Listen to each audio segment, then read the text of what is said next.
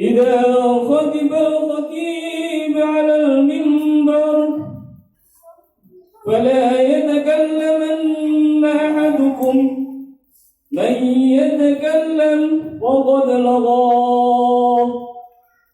أنصتوا أثابكم الله، واسمعوا أجاركم الله، وأطيعوا رحمكم الله. اللهم صل على سيدنا محمد، اللهم صل على سيدنا محمد، اللهم صل على سيدنا محمد. اللهم قوِ الإسلام والمسلمين والمسلمات والمؤمنين والمؤمنات الأحياء منهم والأموات. اللهم أعز الإسلام والمسلمين، وانصر من نصر الإسلام والمسلمين، واخذل من خذل الإسلام والمسلمين برحمتك يا أرحم الراحمين.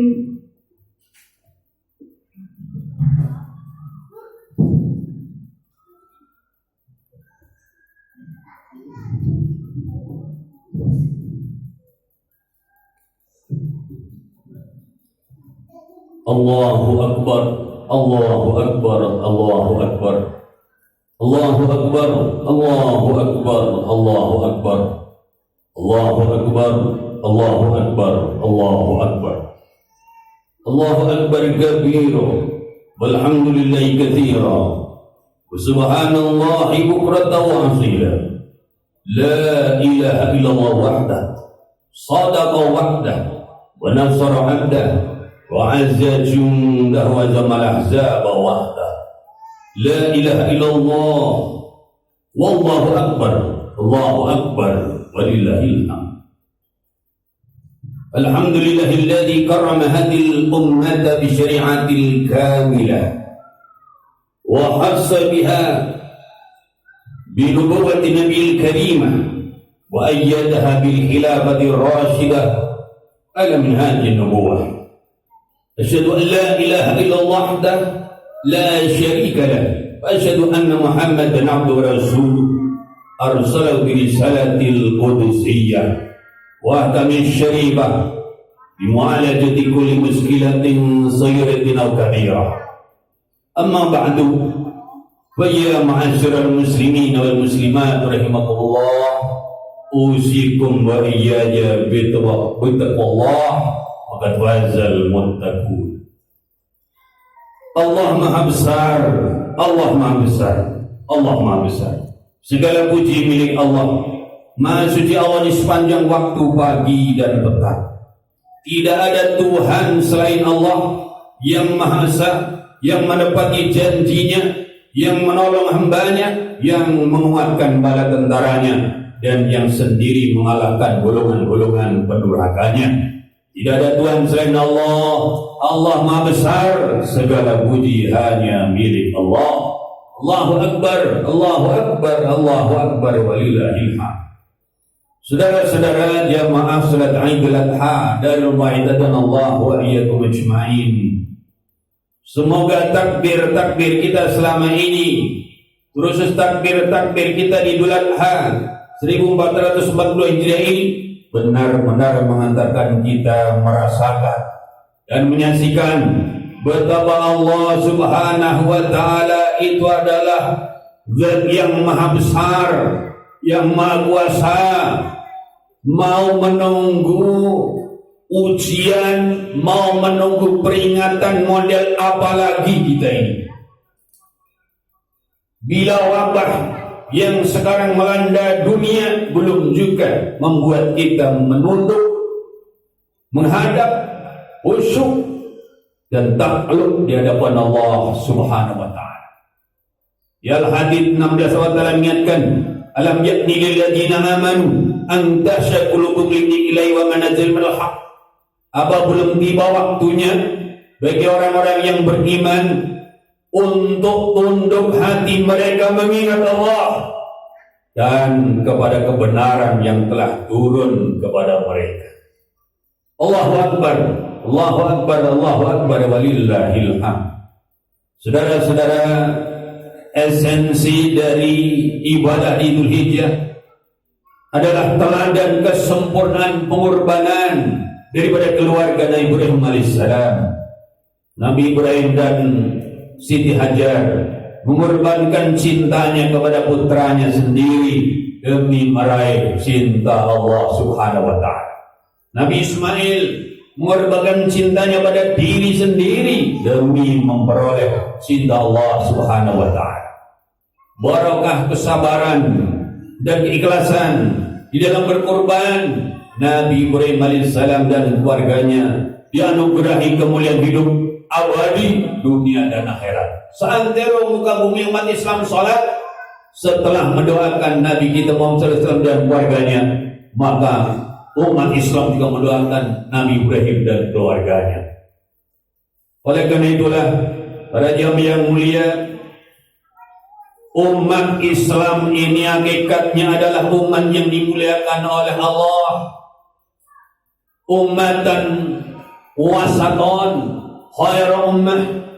Namun sebab saat ini banyak umat Islam yang sangat berani berkorban untuk diri dan untuk dunianya, namun dengan berkorban untuk Allah, untuk Rasulullah, untuk agamanya, maka umat Islam saat ini jatuh ke dalam kelemahan, kepada keterpurukan dan kehinaan.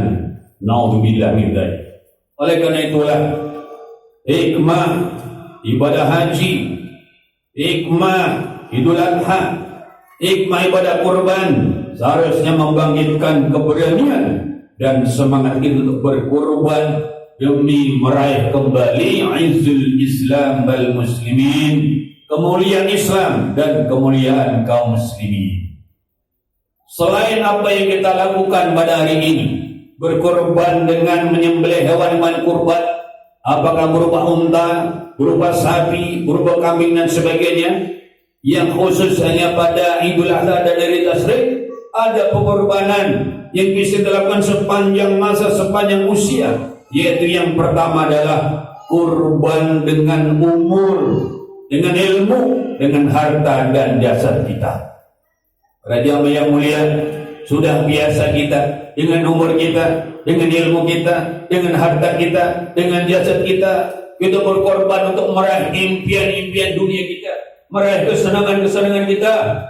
Tapi pertanyaannya, kapan kita berkorban dengan itu semuanya untuk semakin mendekat kepada Allah Subhanahu wa taala? Rasulullah SAW mengingatkan, la tazulu qadama ibni Adam yaumal qiyamati min 'indi rabbih hatta yus'ala an amsin. Tidak akan berhenti-berhenti kedua telapak kaki seorang hamba, seorang manusia keturunan Nabi Adam pada hari kiamat dari sisi Tuhannya sampai dia akan ditanya tentang 5 perkara. An umrihi bima abnah, yang pertama tentang umurnya, di dalam apa dia musnahkan. Kita oleh Allah Subhanahu wa taala sudah ditentukan ajalnya, yang sekarang ini wafat di masa-masa pandemi, bukan karena corona dia mati, bukan karena COVID dia meninggal, bukan karena apapun dia mati, tapi semuanya lintihain ajal, karena telah selesainya, telah tertunaikannya ajal. Oleh karena itu sebetulnya para jamaah yang mulia, kita perlu bertanya-tanya, usia kita yang telah dipatenkan oleh Allah sekian lamanya itu, kita tidak tahu sama sekali berapa lama kita telah sirnakan umur kita untuk dunia kita, untuk nafsu kita, untuk obsesi jasmani kita. Maka para jamaah yang mulia, mulai sekarang harus lebih seriuslah kita. Dari umur yang ada ini, jadwalkan untuk takarrub kepada Allah Subhanahu wa taala. Jangan sampai kemudian kita ketika sedang menghabiskan umur di masjid, di musala, di majelis, di ma'had, di tempat ibadah berkeluh kesah. Padahal kita menikmati obrolan tanpa guna di pinggir-pinggir jalan, di perapatan-perapatan, di pos-pos kamling, di tempat-tempat kita terlena dari dunia ini. Tentang umur kita nanti akan ditanya oleh Allah Subhanahu wa taala. Maka gunakan umur untuk taqarrub kepada Allah Subhanahu wa taala. Kemudian wa ansyababi bi mablah, tentang mudanya, di dalam apa mudah itu dirusakkan. Lahir kita sempurna, mulus kita, pandangan mata jernih, putih, tajam. Lalu kemudian kita lama-lama menua, anggota badan kita mulai merapuh, kulit mulai keriput, pandangan mata mulai rabun, pendengar ada mulai tidak jelas. Pertanyaannya, untuk apa itu masa muda dirusakkan? Tidak ada masalah dengan bahwa kita makin tua dan makin tak berdaya.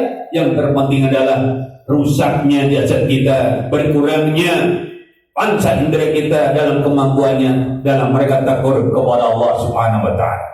Kita mau berlelah-lelah demi dunia kita. Kita mau berlelah-lelah untuk mencari duit yang kita cari-cari gambar itu. Kenapa kita tidak mau lelah ketika taruh kepada Allah? Tidak mau lelah ketika salat dan doa. Tidak mau lelah ketika kita sedang mengkaji ilmu Allah dan Rasulnya dan para ulama kasih. Kemudian wa malihi min aina tasaba wa bima waqa. Kemudian tentang hartanya, ditanya dari mana didapatkan, dari mana diusahakan, dan di dalam apa ia kemudian nafkahkan. Para jamaah yang mulia, sudah biasa kita setelah dapat duit dari hasil dagang kita, dari kerja kita, dari usaha kita beli barang-barang kita suka. Beli rumah, beli tanah, beli sawah, beli mobil, beli perhiasan, beli pakaian, dan segala macam, silahkan.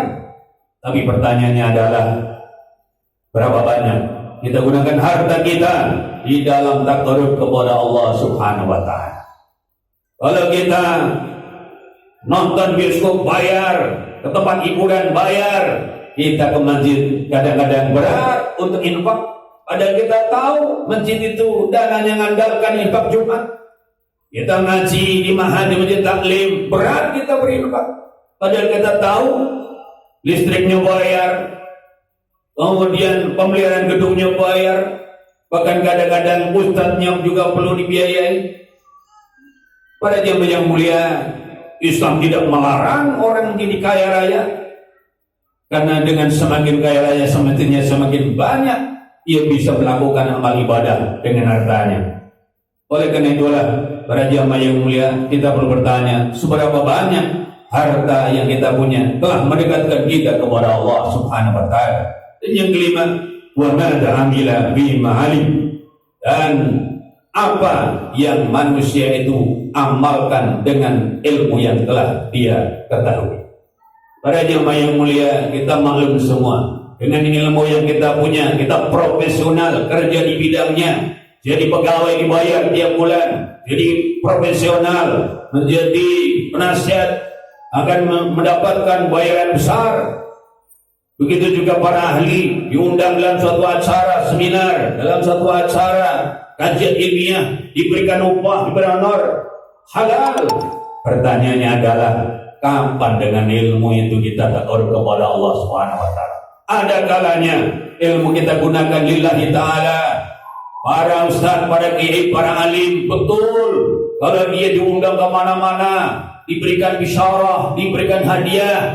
Tapi para ustaz, para kiai yang sebenar-benarnya, ia akan mengandalkan bagaimana keseharian dia mengurus santrinya, mengurus jamaahnya, mengurus keluarganya. Itulah yang insya Allah lillah billah di jalan Allah Subhanahu wa taala yang bisa diharapkan perolehannya. Ketika dakwah di luar sana sangat rentan dengan riya dan ketidakikhlasan. Kita juga yang insinyur, kita yang master, kita yang doktor, kita yang ahli di suatu bidang. Pertanyaannya, untuk apa saja ilmu kita gunakan? Yang ahli, misalnya ahli kaligrafi, kalau dia buat kaligrafi, dia tuh gedung-gedung profesional, bayarannya mahal, maka ada kalanya ikut bantu masjid-masjid, musola-musola yang kurang dana untuk kemudian dibantu di dalam pembuatan kaligrafinya yang ada sound system, bantu ngatur sound system di suatu majelis atau masjid musola. Demikian sesuai bidang kita masing-masing. Ilmu itu kita jadikan sarana takarrub kepada Allah Subhanahu wa taala. Allahu Akbar walillahil hamd. Para jamaah yang mulia, kita perlu ingat surat At-Taubah ayat 11. Inna Allah astara minal mu'minina anfusahum wa amwalahum bi anna lahumul jannah. Sesungguhnya Allah Subhanahu wa taala telah membeli dari orang-orang yang beriman.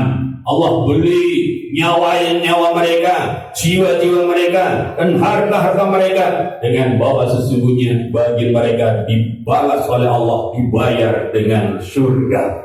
Orang yang jadi umat Islam, orang beriman, tapi ketika jiwa dan hartanya dipanggil menghadap Allah, kemudian dia menolak, berarti dia membatalkan jual belinya dengan Allah Subhanahu wa taala. Ketika Allah telah bayar mereka dengan surga, namun kemudian mereka membatalkan jual belinya, Allah pun tarik surganya, dan selain surga di neraka, di akhirat adalah neraka. Na'udzubillah min dzalik. Kemudian yang kedua, para jamaah yang mulia, kita perlu berkorban dengan semua yang kita punya itu untuk memakmurkan masjid-masjid Allah. Rasulullah bersabda, ummatu hadi ummatun marhumah, laisa li'adabun fil akhirah, innama adaba fid dunya al-fitan wa zalatil balqatu wal balaya. Umatku ini adalah umat yang dirahmati, tidak ada siksa bagi mereka di akhirat. Sesungguhnya siksaan umat Islam ini di dunia, umat Islam akan menghadapi fitnah-fitnah, akan menghadapi kegoncangan-goncangan, bahkan menghadapi peperangan dan balak-balak. Namun demikian Allah Ta'ala beri kabar gembira, Inna Allah Ta'ala idza anzala ahadan minas samai ala ahlil ard surribat anhum maril masajid. Sungguhnya Allah Ta'ala apabila menurunkan balak dan bencana dari langit kepada penduduk bumi, maka balak bencana itu akan dipalingkan dari orang-orang yang memakmurkan masjid-masjid Allah Subhanahu wa taala. Masjid-masjid itulah benteng-benteng kita di dunia sebelum menjadi kendaraan kita di akhirat nanti. Kemudian yang ketiga adalah kurban menghidupkan majlis-majlis zikir dan majlis-majlis ilmu. Para jamaah yang mulia, Rasulullah bersabda, ad-dunya mal'unah mal'unun ma biha illa dzikrullah mawala wa aliman wa ta'aliman. Dunia ini terkutuk, dunia ini terlaknat, terlaknat semua yang ada di dalamnya kecuali zikir kepada Allah dan apa saja yang mendukungnya, kecuali orang alim dan orang yang belajar ilmu kepada orang alim.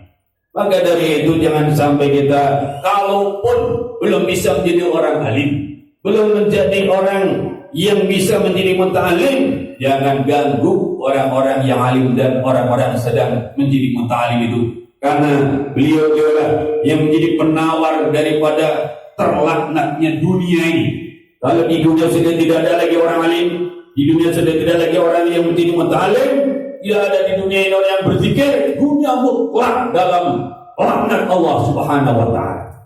Pandemi ini menjadi saat di mana beratus-ratus orang-orang alim, ratus-ratus bahkan mungkin kalau total ribuan jumlah orang-orang alim, ulama ahli zikir menghadap Allah Subhanahu wa taala.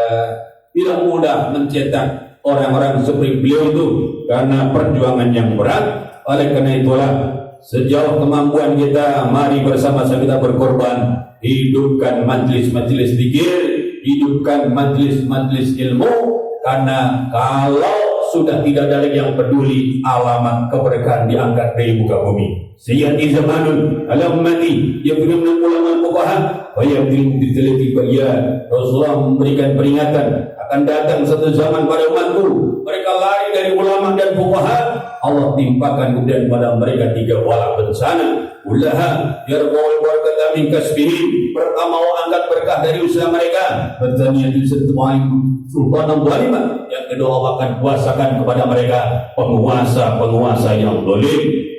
Tsalitsatu yakhrujuna minad dunya bighairi iman, dan yang ketiga mereka keluar dari dunia ini tanpa membawa iman. Naudzubillah min dzalik. Oleh karena itu para jamaah yang mulia, walaupun tidak harus di dalam jumlah yang banyak, dalam kondisi begini kita hendaknya berusaha untuk menjadi bagian dari orang-orang yang menjadi ahli zikir, ahli tilawah Quran, ahli tadarus. Rasul mengingatkan majtama qaumun bi baitin min buyutillahi ta'ala yatluna kitab Allah yatadarasuna bainahum illa nazal al-sakinah wa yazidul rahmah wa qatul malaikah wa dzakara mimman indah. Di dalam satu kaum berkumpul di salah satu rumah Allah Subhanahu wa taala, yang mereka membaca kitab Allah, kemudian mereka saling mengkajinya, mengajarkannya satu sama lain, melainkan akan turun kepada mereka sakinah, ketenangan, kemudian mereka akan diberi rahmat Allah, dikelilingi oleh malaikat, dan Allah akan menyebutkan mereka di dalam kumpulan makhluk-makhluk yang mulia di sisinya. Kemudian pada jamaah yang mulia, yang keempat, kita perlu berjuang agar kita semua menjadi bagian daripada perjuangan agama Allah Subhanahu wa taala. Kita semua berharap hidup ini adil makmur dan keadilan, adil dan makmuran. Takkan ada yang bisa wujud kecuali Allah. Namun Allah memberikan syarat dalam Arab 96, walau anna lal qur'an amana wa taqaw la fatahna alaihim barakatin minas samai wal ardh. Kalau saja penduduk negeri ini kita beriman dan bertakwa, sungguh kami wa ta'ala akan buka untuk mereka berkah-berkah dari langit dan bumi. Syarat dibukanya berkah langit bumi berimannya penduduk negeri. Bukan hanya berimannya kiai dan santri, berimannya para ustadz dan jamaahnya, penduduk negeri. Dan ini tak mungkin bisa wujud kecuali ada kebersamaan membangun iman takwa dari rakyat dan para pejabat. Tidak hanya sekedar merupakan anjuran, namun merupakan suatu ketentuan hukum yang mesti diikuti oleh seluruh warga negara. Oleh karenanya, beruntunglah kalau ada orang hidupnya berjuang di jalan Allah, ia ditolong oleh Allah. Kalau ada keluarga berjuang di jalan Allah, keluarga itu ditolong oleh Allah. Kalau ada lembaga dia berjuang di jalan Allah, maka lembaga itu ditolong oleh Allah. Kalau negara berjuang di jalan Allah, maka negara pun ditolong oleh Allah Subhanahu wa taala. Ya ayyuhalladzina amanu in tansurullaha yansurkum wa yuthabbit aqdamakum. Ya orang-orang beriman, jika kamu sekalian tolong jalan agama Allah, Allah tolong kamu, Allah kokohkan pijakan kakimu. Dan bila Allah telah menolong kita, yansurkum mawala waliwalakum. Jika Allah Subhanahu wa taala tolong kamu sekalian, takkan ada yang bisa kalahkan kamu sekalian. Kita tak akan bisa mengalahkan virus, tidak akan bisa mengalahkan musuh apapun kecuali ditolong oleh Allah Subhanahu wa taala. Jika Allah tolong, takkan ada yang bisa kalahkan. Namun sebaliknya, wa yahdurkum faman dalladzi yansurun ba'di. Kalau Allah sudah cuekin kamu, lantarkan kamu, tak tolong kamu, siapa yang bakal tolong kamu sesudahnya? Allahu akbar, Allahu akbar, Allahu akbar. Walillahil hamd. Barakallahu lakum bil Qur'anil azim. Wa nafa'ani wa iyyakum bima fil ayati wa fil hakim. Wa taqabbal minna wa minkum tilawatahu innahu was-sami'ul 'alim.